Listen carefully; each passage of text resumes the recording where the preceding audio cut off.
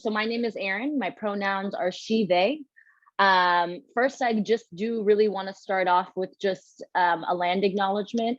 I'm currently on Ohlone Ramaytush land. It is unceded. My family settled here about 5 generations ago during the gold rush at the time. I just wanted to acknowledge the original land stewards, or the original stewards of this land. And I really want to thank them for welcoming and for having my family across 5 generations. So y'all, yes, I'm a 5th generation Chinese and Japanese American, San Franciscan. I'm born and raised in the public school system. I am an alumni from Lowell High School, where your best is never good enough. It's a real thing. But yeah, I went to UCSB. I majored in ethnic studies, and then from there, I became an artist, facilitator, and community organizer. I currently organize particularly in Japantown while working in the food industry here in the city. But before I go into that, I'm just gonna quickly share my screen, y'all. One moment. All right. Sorry, gang, let me just get this moving.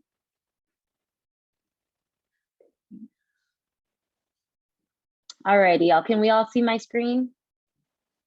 All right, so just an acknowledgement, yes, I am on Ramaytush land. If you know where you are, you can give a shout out in the chat of where you are in the Bay Area. So this is me. So first and foremost, I do want to say that I have had so many ideas from the jump. I do identify as a queer neurodivergent person of color that particularly works at the intersection of healing, politics, and culture work. So a lot of my experiences have informed my ideas. I will say that we do live in a system, particularly in a school system, that wants us to fit in designated boxes. There is like always kind of bringing us to these specific paths that don't necessarily welcome and include all, that weren't even meant to reflect us either.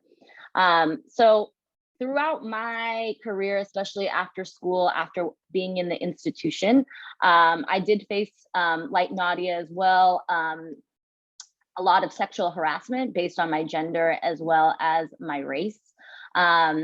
And then with that, my ability in class. I've been called an Oriental fantasy so many times, it's so ridiculous. But yeah, those are some of the things that have informed my ideas and my work. So the personal is very much political. After I was sexually harassed in a workspace here out of college, I just realized this is an ongoing epidemic as well.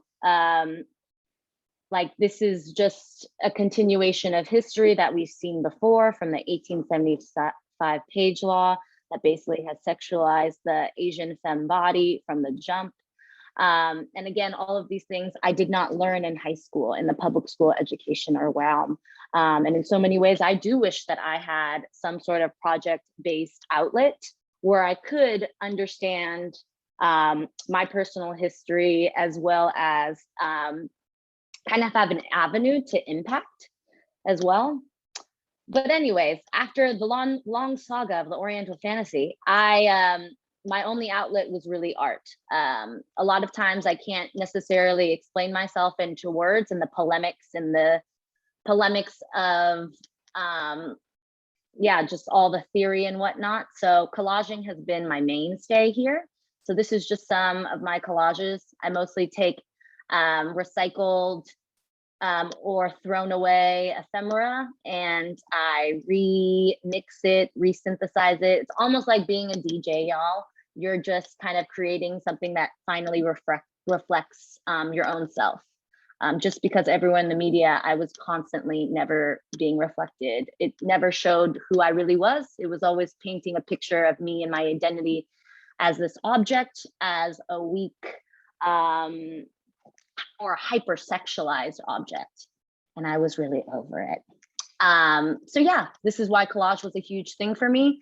And then from there, it all just kind of started, things just kind of came together. I was I work a lot in the community, especially with young people, particularly in like the Fillmore in Japantown. And I just had this idea of like, if we could just have this one image that just captures or that just rewrites this narrative of what the Asian American femme looks like. And let me just say too, Asian America is an incredibly diverse trope and loaded word as well. I do not capture the full thing. I do have a lot of privilege as an East Asian American as well.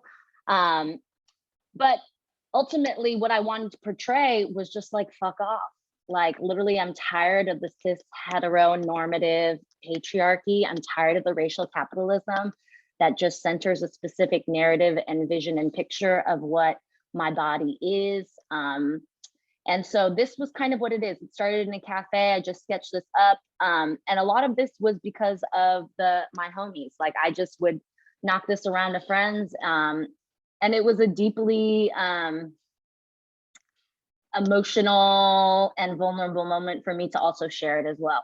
But what I did was I basically went to Indiegogo and I just shared my story and like literally just wrote my personal truths. And something I really want to note, y'all, is as all these folks right now are telling you what we're doing, we're literally just listing the resume situation. I really also need y'all to know this is not a fire under your ass to just be like, hey, you need to be incredibly exceptional and play into this game of racial capitalism and where our full selves are not acknowledged nor are they truly valued. This is more of like, what I'm trying to say is like, your story is your power. Your truth is your power. What you bring is important, and it just in your mere being, not in your doing. You are worthy in your mere being, not just in what you're doing. I think we live in a world that is constantly asking us to be exceptional based on meritocracy, especially for the Asian American cohort, of being this model minority, of being amazing, Forbes 30 under 30. That is also a scheme, and that is also asking you to put your body on the line and to mutilate it for the machinery at hand. Just want to throw that out there very lightly, gang. But yes, so I did this Indiegogo. We raised about just shy of $6,500. We raised about $6,000 in 3.5 weeks, which was tight. And then basically we just had all these t-shirts and these stickers. The main purpose was to put a different image out there of Asian America, of Asian American femmes. And then I sent it to all of the folks that donated.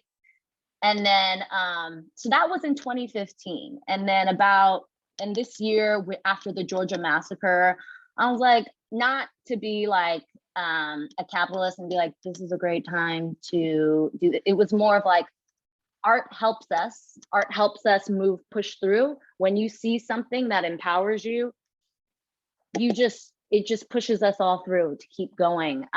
So I put out these stickers again. If y'all are interested, you're more than welcome to email me through my website, erynkimura.com.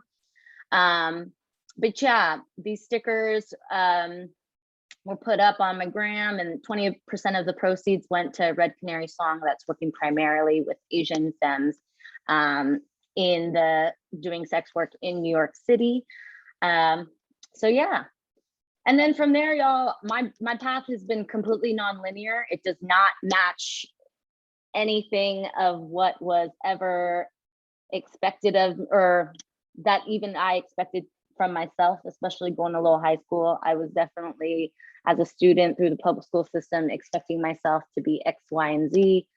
That was all complete bullshit. I feel really grateful to have learned from many different mentors outside of the public school system that really taught me that my ideas were important. And it was really a lot of my homies too. But I truly wish, and this is something I really wish all the time, is that in the public school system, I truly wish there was an avenue that would nourish, or a way to nourish everyone's personal ideas and personal experiences and also personal truths. And I'm sorry, let me just stop sharing. I know I'm probably going over some time, but yeah, y'all, that's pretty much the whole shebang. Thank you so much, Hannah. But yeah, y'all, if you want to see more of my work, you can just hit me up at erynkimura.com. I really firmly do believe in the public school system, but I also do really firmly believe in the impact of other supplementary programs like Her Idea, like after school programs, especially in a place like San Francisco, which landscape is completely being upended and transformed by racial capitalism, especially for the communities of color as well.